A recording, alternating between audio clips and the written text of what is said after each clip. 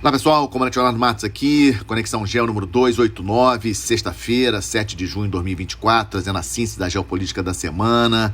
E o primeiro assunto que trago para vocês, a confirmação ontem de que a Rússia está enviando um grupo-tarefa de navios para o Caribe. Já tinham levantado esse assunto na quarta-feira, mas ontem o governo de Cuba confirmou que no dia 12 de junho, ou seja, semana que vem, quarta-feira da semana que vem, vão chegar a Cuba 3 navios e um submarino. Desses navios, o destaque é a fragata Gorshkov, que ela foi comissionada pela Marinha Russa em 2018, bastante moderna. Ela já esteve aqui pelo Atlântico Sul no ano passado, mas o destaque, na minha opinião, não é a fragata. O que me chamou a atenção foi que na notícia que veio lá do governo de Cuba, a confirmação do governo de Cuba, que também atracará em Cuba um submarino nuclear, o Kazan, que é um submarino que muito moderno, né? Foi incorporado à Marinha Russa em 2021 e, segundo relatos de especialistas da OTAN, de vários países da OTAN, foi considerado muito silencioso. Ele é de propulsão nuclear, como eu falei, mas não é balístico, ele é um submarino de ataque. Tem capacidade de atacar outros submarinos, navios de superfície e também lançar mísseis sobre terra, mas não são mísseis balísticos com ogivas nucleares. Vamos separar uma coisa da outra. É lógico que esses navios não vão atacar os Estados Unidos ou algo do tipo, mas com certeza a 4ª Esquadra dos Estados Unidos, que é sediada lá na Flórida, já está bastante atenta à movimentação desses navios no Atlântico e não sabemos para onde esses navios irão depois que eles saírem de Cuba. Na notícia que saiu ontem em alguns jornais, os navios deixariam Cuba no dia 17 de junho. E, obviamente, vem aquelas especulações de que eles iriam para a Venezuela. Cuba e Venezuela, aí, grandes amigos aí da Rússia. E, na minha cabeça, a primeira coisa que me veio quando pensei nessa possibilidade deles irem para a Venezuela foi a questão das eleições na Venezuela no dia 28 de julho. Leonardo, está longe ainda, tem um mês, né, dos navios até as eleições. Eu sei, mas só que eu tenho acompanhado as mídias da oposição venezuelana e eu tenho visto realmente imagens bastante interessantes. A oposição venezuelana tem ido para o interior do país e as imagens que eu tenho visto é de muita adesão popular. Lógico que, do jeito que as coisas são na Venezuela, a gente não consegue ter muitas informações, mas eu tenho visto os vídeos que têm sido postados nas redes sociais e realmente há uma visível mobilização ali pela oposição venezuelana para as eleições de 28 de julho. E aí vem na minha cabeça novamente aquela questão do Essequibo, né, aquela reivindicação venezuelana. A Venezuela, inclusive, o Maduro fez aquele plebiscito no dia 3 de dezembro do ano passado, já criou, inclusive, o Estado, né, essa região do Essequibo, para aqueles que não lembram, corresponde a 2/3 da Guiana. Essa questão está na Corte Internacional de Justiça lá de Haia, e, obviamente, é uma carta que o Maduro tem para, digamos, aglutinar a população venezuelana em torno do seu nome. As Forças Armadas venezuelanas são bem superiores às da Guiana, não tem como a Guiana segurar uma invasão venezuelana se vier a ocorrer. E todo mundo espera que, caso ocorra uma invasão como essa, os Estados Unidos vão reagir. E a presença desses 3 navios russos, mais o submarino no Caribe, se aproximando das eleições venezuelanas, me causou aí uma preocupação, né? E vamos ficar atentos, porque é uma questão importante. E, coincidência ou não, na quarta-feira, o presidente da República ligou para o presidente Maduro. O presidente Lula ligou para o presidente Maduro, informação do MRE, está disponível no site do Itamaraty. E entre os assuntos tratados, aquela questão do Maduro não permitir observadores internacionais nas eleições de 28 de julho, ou seja, o presidente Lula mostrando preocupação aí das eleições lá na Venezuela ocorrerem sem nenhum problema. Então, junto isso tudo, vamos aguardar. É realmente uma situação interessante. E o Putin, também tem esse detalhe, na quarta-feira fez uma entrevista coletiva com a imprensa internacional lá em São Petersburgo e reclamou muito da postura dos Estados Unidos e dos países da OTAN que autorizaram a Ucrânia a utilizar armamento da OTAN dado para a Ucrânia dentro do território russo, né? E nesse bolo todo, enquanto isso tudo estava acontecendo essa semana, o Sergei Lavrov, que é o ministro de Relações Exteriores da Rússia, visitou 4 países africanos. Tudo essa semana. Foi a Guiné, foi a República Democrática do Congo, Burkina Faso e Chad. E em todos eles oferecendo principalmente ajuda militar russa para os problemas que esses países possuem aí com os grupos extremistas. Ou seja, a Rússia entrando ali no lugar de França, entrando ali no lugar dos Estados Unidos, em países que contavam com apoio, tanto de França como Estados Unidos, para ajudar nessa questão de combater os grupos extremistas. Então a Rússia também atuando na África, mesmo com o conflito contra a Ucrânia. Vejam que, mesmo tendo o conflito lá contra a Ucrânia, a Rússia arrumando tempinho para atuar na África e agora mandar esses navios para o Caribe. Vamos seguir acompanhando. Também essa semana, importante, na última sexta-feira à tarde, eu não cheguei a falar isso com vocês no Conexão Geo 288, porque isso aconteceu à tarde da última sexta-feira, o presidente Biden foi à televisão, fez uma coletiva lá na Casa Branca para anunciar o plano de paz que tinha sido acordado com o Hamas e com Israel. Praticamente, a maneira como ele falou, parecia que estava tudo certo. Eu tinha ficado com a certeza de que aquele plano de paz ocorreria. No sábado, chegou a ser vinculada a notícia de que o Hamas tinha aceitado o plano de paz e de que Israel não confirmava ainda. No domingo, saiu notícia de que o Israel concordava, mas nem tanto, mas depois também veio informação de que os partidos mais radicais do governo israelense atual, que é presidido pelo primeiro-ministro Benjamin Netanyahu, os partidos mais radicais, os líderes desses partidos, informaram que se o Netanyahu aceitasse esse acordo, eles sairiam da coalizão, ou seja, provocaria uma nova eleição em Israel. Ou seja, passou a semana inteira e nada de acordo de paz, né? Tivemos aí novos ataques essa semana, acusações que Israel atacou escola dentro da faixa de Gaza, com um número de mais de 40 palestinos mortos. Israel disse que matou, mas eram todos do Hamas. Várias organizações dizendo que nem todos eram do Hamas, tinham crianças envolvidas. Ou seja, infelizmente, a situação ainda continua muito tensa ali em Gaza. Mas o destaque em termos de conflito essa semana, na minha avaliação, foi o acirramento da questão com o Hezbollah. Inclusive, saiu notícia também ontem de que o governo de Israel já autorizou a mobilização de mais 50 mil reservistas israelenses, caso seja necessário, ou seja, deixar em prontidão mais 50 mil reservistas.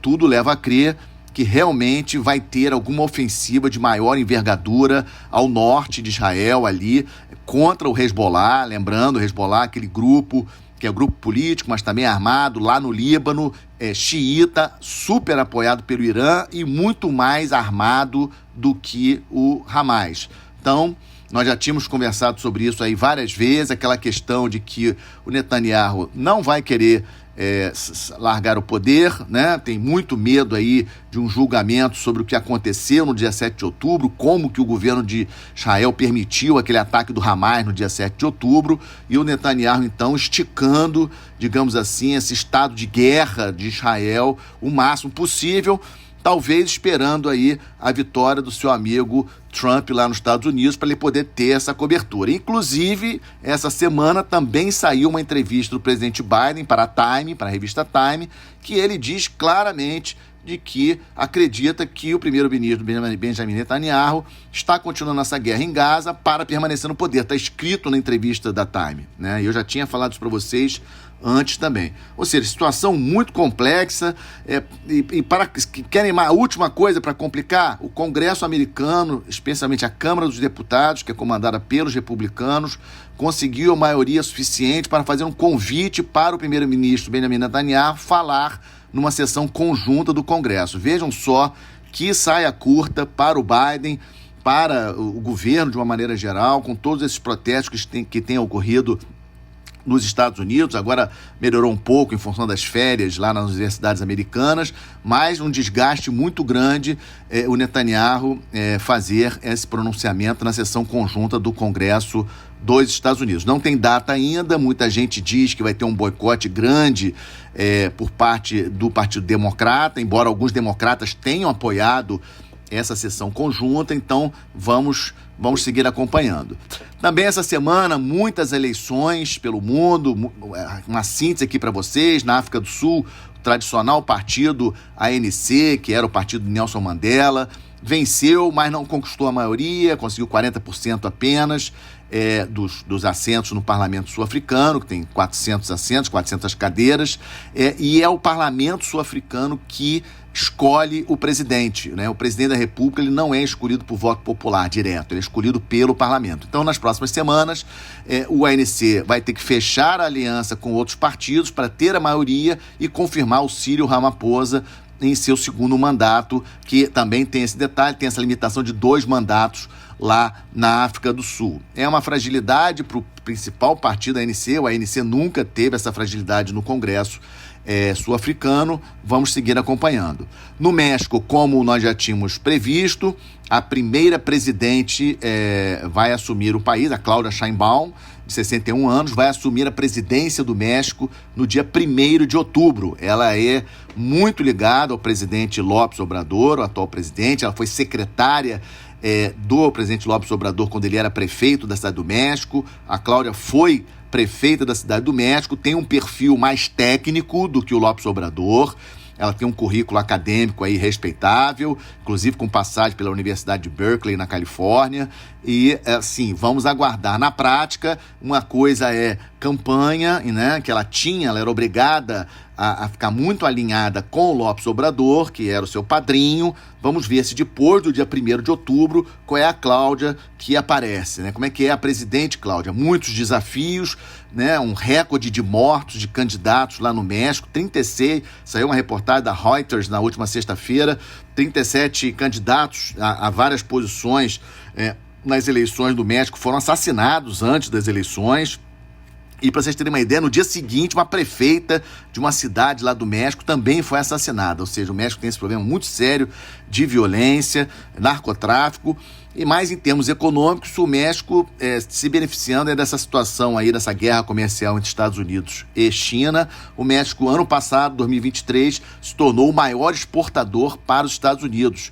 476 bilhões de dólares que o México exportou para os Estados Unidos no ano passado. Pra vocês terem uma ideia, o total que o Brasil exportou ano passado, 340 bilhões. Peguei esse dado, né, para mostrar para vocês como que realmente é considerável esse valor que o México exportou para os Estados Unidos, 476 bilhões de dólares. O México é hoje o 9º maior país em termos de comércio internacional do mundo. O Brasil não está nem entre os 20 primeiros. Não é pouca coisa, é bastante considerável essa posição que o México tem hoje em relação aos principalmente em relação aos Estados Unidos, em termos de comércio exterior. Na Índia, confirmado também a reeleição do Narendra Modi para o seu 3º mandato. O Narendra Modi vai completar 74 anos em setembro, deve tomar posse neste final de semana, já é neste final de semana. Estava uma dúvida ontem se será já amanhã, sábado, ou no domingo. Mais um mandato de 5 anos, será o 3º mandato dele, mas a vitória não foi como ele esperava. O seu partido teve menos votos, a coalizão conseguiu ter a maioria, então a maioria, para você ter a maioria, você precisa ter mais de 272 deputados da sua coalizão, né? Eles conseguiram 293, mas para vocês terem uma ideia, nas últimas eleições eles tinham 352. Então, a coalizão do Narendra Modi caiu. Isso vai obrigar ele a negociar, muitas negociações de posições, de ministérios, etc. Vamos ver, primeira vez, vai ser o primeiro governo dele, dos 3, né, que ele vai ter que ficar preocupado com essa coalizão. Isso pode, aí, de uma certa forma, atrapalhar o governo do Narendra Modi. E uma curiosidade é que foi a mensagem do atual presidente de Taiwan, que assumiu no dia 20 de maio, pelo X, pela rede social X, para o Narendra Modi, cumprimentando ele, né, pela vitória, ele e o Narendra Modi respondendo, e imediatamente, no mesmo dia, o porta-voz do Ministério de Relações Exteriores da China fez um pronunciamento criticando Narendra Modi por ter respondido o presidente de Taiwan, aquela questão de que Taiwan é um estado rebelde, aquela política da China única, etc. Foi bastante interessante essa polêmicazinha essa semana. Eleições na União Europeia, eleições parlamentares começaram ontem, né, vão terminar no domingo, vou falar sobre isso na próxima semana. Também estamos de olho aí, eleições no Irã, 28 de junho, Reino Unido, 4 de julho. E falando de estamos de olho, semana que vem, evento mais importante, agora já estamos no estamos de olho, é a reunião do G7. A reunião do G7 ocorrerá de 13 a 15 na Itália, e sempre uma reunião importante envolvendo Estados Unidos, Reino Unido, França, Itália, Alemanha, Japão, e sempre convidados. Brasil foi convidado, Argentina foi convidada, Egito, Índia, Arábia Saudita, Turquia. Vamos acompanhar, vou trazer mais informações para vocês no nosso Conexão Geo da semana que vem. A China também avançando no seu programa nuclear, conseguiu pousar pela segunda vez uma espaçonave não tripulada na Lua, ou seja, essa guerra, essa disputa pelo espaço também é importante. Estados Unidos, China e Índia, não vamos esquecer da Índia, que pousou na Lua ano passado e já está aí com uma missão tripulada já alinhada para ocorrer nos próximos anos. Então essa questão aí da geopolítica aeroespacial também muito importante da gente acompanhar. E fechando, estamos de olho nesse avanço, na volta da retomada, digamos assim, do avanço da presença da Argentina na Antártica. A Argentina é um país tradicional da Antártica, tem estação na Antártica desde 1904, possui 7 estações permanentes, 6 de verão.